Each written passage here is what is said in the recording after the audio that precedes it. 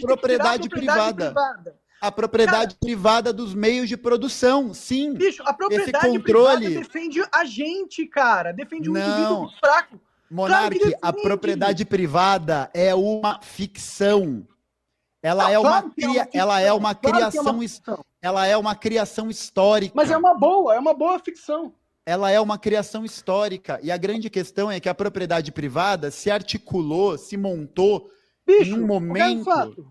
Antes, quando não tinha propriedade privada, era tudo dos reis. Não. Era tudo da elite. Olha a cara de doido que ele fez. Mano, ele fez uma cara de lunático. Você não podia ter nada, cara. Entendeu? A humanidade já teve a fase onde não tinha propriedade privada. Quem governava era os reis. Tá, cara, eu quero entender assim...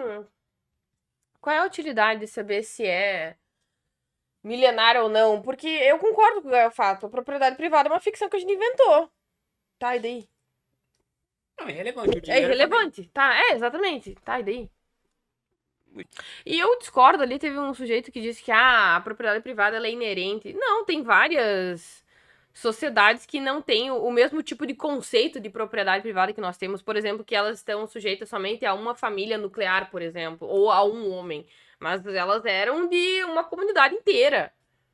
Todos consumiam, todos eram donos, todos eram responsáveis. E eu tô dizendo não era privada, né? Era coletiva. Exato, era uma propriedade coletiva. E aí, eu estou dizendo que ela é melhor ou pior? Não, meu ponto não é esse. Mas agora dizer que todos os modelos de organização social ao longo do planeta em todas as épocas eram o mesmo? Claro que não, né? Pelo amor de Deus, aí já tá fazendo uma alegação muito forte. Os vassalos das terras e tinha que pagar imposto. Cara, é assim, o mundo funciona assim, desde sempre. Não foi a porra do capitalismo. Então, é burro, caralho. Eu não tô dizendo que não tinha hierarquia. A propriedade privada.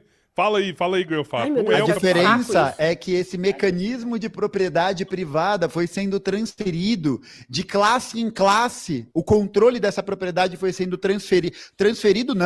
foi sendo transferido e tomado de classe em classe ao longo da história. Então, a gente propriedade privada, eles tomam, pô. É claro que é, pô. Eles têm o poder, cara. Eles têm exército. É privada. Eles têm tecnologia. Eles já são donos do mundo. Cara, o conceito de propriedade privada, ele ajuda o indivíduo. Ele consegue, ele dá dentro do sistema legal a oportunidade do indivíduo ter direito sobre algo, entendeu? Mas olha só, vamos estabelecer o conceito de propriedade privada. Vamos estabelecer o conceito de propriedade privada. Eu acho que é importante, que talvez esse conceito seja diferente para vocês. Pode falar, Grelfato? Propriedade privada não tem a ver com as posses imediatas que eu tenho dos objetos no meu dia a dia. Propriedade privada não é meu computador, não é o telefone, não é nenhuma dessas coisas. Claro que é. Propriedade privada, nesses termos, é tudo aquilo que possibilita a articulação da sociedade para produzir. Não, isso não é propriedade privada. Isso é a propriedade. Alguém comentou ali, o Danilo, na minha privada ninguém senta. O Grelfato tá viajando nisso aí. Primeiro que você fala propriedade privada dos meios de produção, porque existe propriedade privada de coisas que não são meios de produção. Mas é que daí... Por exemplo, a propriedade do seu corpo, né? Você tem propriedade sobre o seu corpo. Não necessariamente seu corpo é um meio de produção. O corpo não é uma fábrica, né? No fim das contas. Ele tá pegando propriedade privada num sentido que eu acho que nem os marxistas compram, mas tudo bem. Vou perguntar pro Orlando. O Orlando que entende bem. Ele fica bravo quando vê comunistas debatendo. Que eles não entendem nada de comunismo. Põe na live aí. Põe ele na live. Pois é, né? Eu queria ligar pra ele, mas aqui a gente tá usando meu celular. Mas eu gostaria de ligar pro Orlando, realmente, pra perguntar pra ele o que ele acha disso. Nossa, seria excelente! Ai, que ódio! Tu não tem o número dele aí?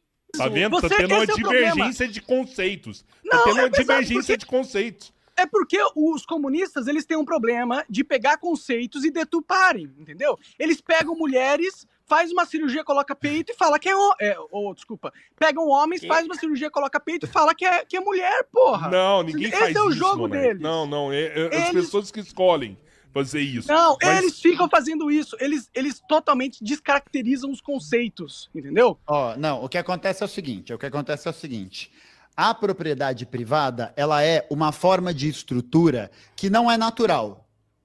Quando você pega para fazer uma análise histórica do desenvolvimento da humanidade, você percebe que em um determinado momento da história, em um determinado ponto lá atrás, houve o cercamento de uma região, o cercamento de uma estrutura que passou a pertencer a alguém. Passou a pertencer a alguém. Outro problema aí, pensar que uma coisa é natural ou não é o que legitima ou não uma coisa existir. O remédio também não é natural. Daí, não tem que ter remédio, então, porque não é natural? Era isso que eu ia comentar. Eu não sei exatamente qual que é...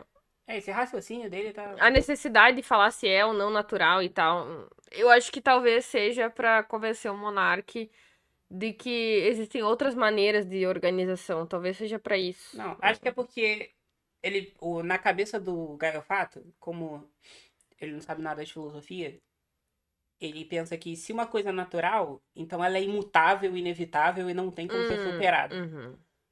Né? O que não é verdade, né? Por exemplo, tem características do autismo que são inatas, são naturais lá Dá pra mitigar, né? aos autistas, e tem como você diminuir essas características, né? Por exemplo, a dificuldade de olhar nos olhos. Enfim, tem como você fazer cirurgia, né? As próprias doenças, elas são naturais, mas tem como você mitigar as doenças através de meios artificiais. Então, não é porque uma coisa é natural que quer dizer que é imutável e que tem que permanecer para sempre, ou que é certa. Enfim, e não é porque é artificial que então é inválida. Na verdade, muitas coisas são artificiais e são válidas. A própria existência do Estado, né? Pode ser uma coisa artificial. Nesse sentido. E se é uma coisa válida, seria pro próprio fato, de repente, válida, mesmo sendo uma coisa artificial. Se fosse lá, né, o Estado socialista que ele defende. Né? A determinados grupos de família, a determinados grupos de guenos, que é como o Engels se refere a essas estruturas na origem da família, da propriedade privada e do Estado. E foi a partir desse processo de concentração da propriedade privada, que houve uma cisão entre dois tipos de interesses, houve uma separação entre dois tipos de interesse.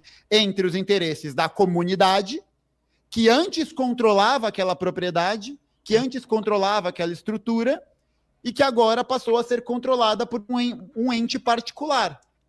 É essa separação de interesses, porque se o cara é detentor de uma propriedade privada, ele vai ter um determinado interesse que não vai ser o mesmo interesse da comunidade de uma maneira geral. Ou você vai falar para mim, por exemplo, porque esse interesse está sendo motivado pela manutenção da propriedade privada, portanto, da sua hereditariedade, e no caso do capitalismo, enquanto essa propriedade privada pode ser lucrativa. Veja só você, por exemplo, a propriedade privada que é realizada, controlada pela Companhia da Vale. Companhia da Vale que o pessoal aí de Minas Gerais já está cansado de saber. A Vale é uma empresa estratégica que detém o controle de tecnologias, que detém o controle de exploração de minério, que tem um monte de coisa. E é o controle da Vale, dessa empresa, dessa estrutura. Esse controle é realizado por um grupo de acionistas, por um grupo de pessoas que são compradoras do direito de serem proprietárias da Vale. É isso, elas pagam por esse direito. Elas pagam por isso. Qual que tem sido a geração positiva para a sociedade brasileira com a Vale sendo uma propriedade privada? Aí a resposta é depende. A resposta é depende. Depende por quê? Porque a sociedade brasileira, ela não é homogênea, ela não é uníssona. Então você olha, por exemplo, a Vale está lucrando bilhões e bilhões e bilhões de reais exportando minério de ferro para fora do Brasil. Então, o balanço da companhia e essas atividades continuam em disparada por essa lucratividade. Só que quando você pega para analisar quais são os impactos realizados por essa atividade, em particular, o que você vai encontrar? Você vai encontrar os crimes ambientais que foram realizados em Mariana e Brumadinho. Que aconteceram por quê? Aconteceram porque esses proprietários olharam para a estrutura de segurança da barragem e falaram: foda-se. Foda-se. Por quê? Quero dinheiro. Porque eu quero dinheiro. Porque fazer a fiscalização, a averiguação, né, dessa estrutura, ela é um risco para os negócios. Não, é foda, porque nesse caso aí de Brumadinho, Mariana e Brumadinho, é que vale mais a pena pagar a dívida, o processo, do que ter que do que ficar fazendo fazer manutenção. É muito triste isso, cara. Isso me dá uma raiva, um nojo. Nessas horas eu confesso que eu fico comunista, assim, eu fico com ódio de empresa, porque eu sou muito ecochata, sabe? Eu sou muito ambientalista. E eu lembro da época de Mariana e Brumadinho, o quanto aquilo me consumiu psicologicamente, o quão mal eu fiquei. E nunca consertaram. E eu duvido que vai ser consertado em algum momento. Eu duvido que aquelas pessoas vão ser compensadas de alguma forma. Meu Deus do céu. Ela é um risco para os negócios, porque ela significa um encarecimento dessa operação. Ou a gente olha, sei lá, por exemplo, para o tipo de propriedade privada que você falou das tecnologias, das patentes. Até hoje não foi revogada a lei de patentes no Brasil, que foi aprovada no governo FHC e que colocou o Brasil numa situação de dependência tecnológica e científica. Então, a quem interessa, por exemplo, beleza, você falou das companhias de vacina que fazem vacinas e têm essa tecnologia. Eu sou abertamente favorável que a Pfizer, que a Moderna, que todas essas empresas tenham essas patentes de vacina quebradas. Concordo. Aqui, ó. O Lucas disse... Mas mesmo assim a população da Mariana e Brumadinho não quer que essas mineradoras saiam. Claro, né? É fonte de trabalho, de produtividade e florescimento para o local, naturalmente, mas isso não muda o fato de que eles foram terrivelmente prejudicados. Né? Por quê? Porque enquanto elas não forem quebradas, a vacina continuará se transformando em uma mercadoria. A grande questão é essa, que no capitalismo, a propriedade privada, esse controle, passou a ser utilizado para organizar a produção de mercadorias. E na Idade Média, que você falou, em que existia propriedade privada na Idade Média. Existia propriedade privada, só que essa propriedade ela tinha uma legislação diferente, ela tinha uma forma de passagem que era diferente, ela tinha estruturas que eram diferentes, assim como na Antiguidade, assim como nos impérios teocráticos de regadio há 5.000 anos atrás na Mesopotâmia. Esse processo de desenvolvimento, ele vai sendo histórico e ele vai acompanhando um percurso muito longo e que vai mostrar que algumas continuidades acontecem e outras rupturas acontecem. Tem um livro de um historiador chamado José Luiz Romero que se chama Crise e Ordem no Mundo Feudo-Burguês. Eu nem sei se esse livro tem para publicar e tal, mas é um livro que conta como que a burguesia na Baixa Idade Média, ali no ano 1100, 1200, foi se transformando em burguesia comercial, que vai mais tarde ser dominante no século XVI, no século XVII, e que mais tarde vai ser substituída por um novo corpo de burguesia. Ô, Gustavo, desculpa te interromper aqui, a aula tá meio longa, e eu gostaria da gente entrar numa discussão aqui, entendeu? Porque até agora, eu entendo tudo que você tá falando, a gente pode até entrar numa discussão de propriedade intelectual, que eu tenho uma visão até que similar com a sua, eu acho que eu acho que ideia não tem dono, para ser sincero, mas você ainda não me convenceu de que o comunismo é a solução de alguma coisa, entendeu? Eu não entendi ainda por que a gente tem que... Tipo, eu acho a propriedade privada algo bom, né? Porque se você pensar uma coisa, os poderosos, o que eles têm? Eles têm mais tecnologia que nós, meros mortais, eles têm mais dinheiro, eles têm mais exército, eles têm mais informação, conhecimento, certo? Então, eles não precisam da propriedade privada, eles podem tomar à força as coisas, eles têm exército, entendeu? Então, a propriedade privada é uma construção imaginária, realmente, é uma construção, não existe realmente, né? Não existe nenhum objeto que tenha o seu código e seja só seu, entendeu? Qualquer um pode usar qualquer objeto na humanidade, basta estar perto e ser capaz de usar. Mas, ao mesmo tempo, essa construção imaginária, ela é importante justamente para conseguir dar a um indivíduo a segurança que essas elites que você tanto odeia não vão poder tomar os seus bens e suas posses, porque existe uma propriedade privada, existe uma lei que é credibilizada justamente por essa elite, certo? Então, você percebe que todas essas leis criadas no capitalismo, da propriedade privada, são proteções a nós, entendeu? Porque eles não precisam da lei protegendo, eles não precisam da lei para proteger eles, porra. Eles são a lei, eles fazem a lei, Entendeu? A lei é pra gente, porra. A lei é pra gente. Os direitos individuais são... Exatamente. E esse é um ponto que acho que a Glenn escreveu no primeiro texto dela sobre Navalete. Não foi sobre isso que tu escreveu? Que o iluminismo não era sobre a maioria. Não era sobre os poderosos. Sim. Não, nunca foi. Na verdade, era pra defender os interesses daqueles que não Não conseguem podem se defender. Sim, exatamente. Nunca foi sobre ajustados. Nunca foi sobre maioria. Muito pelo contrário. Foi sempre pelos desajustados, os excêntricos, que eram sistematicamente expurgados da sociedade. São nossos. Eles são anti-elite, entendeu? Eles são e precisam da lei, porque a forma jurídica, a forma legal da propriedade privada, ela é garantida pelo Estado democrático de direito burguês. Sim, mas é bom que eles garantam a propriedade privada, não é ruim. A lei... Tava tudo no controle deles de qualquer jeito. Eu acho que se a visão do, como é que é, galo fraco, tivesse certa, o que você veria desde o início do século XX é o aumento da pobreza, a diminuição da classe média e o aumento dos ricaços, né? Então os ricos ficariam mais ricos, o que de fato aconteceu. Os pobres ficariam mais pobres e a classe média meio que não teria, né? Não deixaria de existir. Em qual situação? Hã? Em que situação? Na situação que o Gaiofato está descrevendo, em que a gente tem as leis sempre beneficiando os mais poderosos.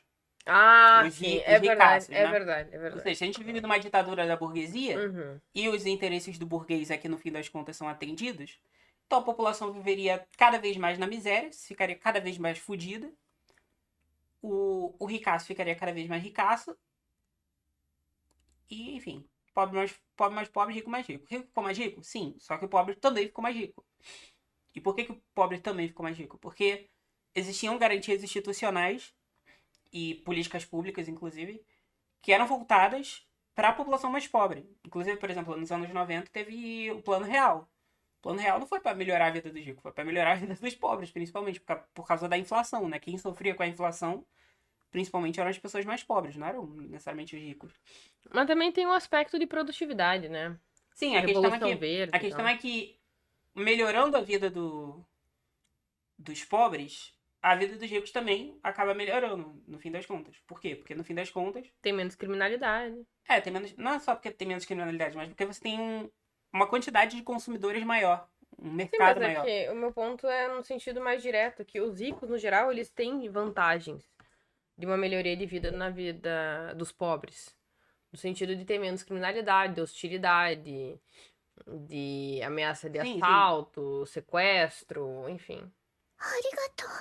Só que aí, sei lá, pra isso combinar com o raciocínio do Gaiofato, ele teria que imaginar que os ricos beneficiaram a vida dos pobres para eles próprios se beneficiarem, entendeu? Eu acho isso um pouco mais implausível. O mais plausível, provavelmente, é que a gente tinha instituições formadas ali com o advento das revoluções liberais do século XIX, e essas instituições e políticas que foram feitas ali no século XX garantiram que o pobre conseguisse ter uma melhoria de vida e acesso à tecnologia e mais acesso à educação, mais acesso a tudo. Mesmo que isso não fosse necessariamente do interesse dos ricos, né? Porque no fim das contas o rico só queria ficar mais rico. Ele não queria, sei lá, melhorar a vida do pobre, nem nada assim. Então, acho que por isso ele está errado. Não vivemos numa ditadura da burguesia. Vivemos numa democracia liberal que considera os interesses da maioria, que são os pobres. E é isso. Mas a lei da propriedade privada, a lei que rege a forma de como ela é organizada na nossa sociedade, ela protege o proprietário privado. Nossa, eu gostei do comentário do Cândido, porque ele disse o seguinte: os ricos eles precisam fazer concessões para manter os privilégios. É óbvio. Isso já torna a situação não análoga a uma ditadura. Porque se tu tá fazendo concessões, Significa que tá havendo uma articulação, uma troca. Não significa que você é o dono do poder absoluto. Exatamente. Então já não se configura mais como uma ditadura da burguesia, que é o que o Gaio Fato defende. Existe uma articulação, uma troca de interesses, certo?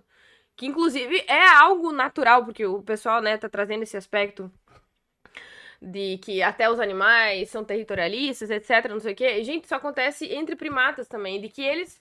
Os líderes das tribos de macacos e de inúmeros animais, eles podem ser depostos a qualquer momento quando eles já não correspondem mais à necessidade dos seus subordinados. E o posicionamento deles não é eterno. Não é contínuo.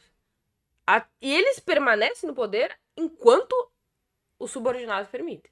Simples assim. Adquira o curso de Lógica Argumentativa e aprenda como evitar frases ambíguas e vagas, como lidar com o verdadeiro e falso, como conectar bem as ideias, como organizar as ideias de modo claro, como estruturar bons argumentos, como analisar argumentos, como bons filósofos argumentam, como criar argumentos do zero. Usando o cupom Espectro Cinza, tu ganha 50% de desconto.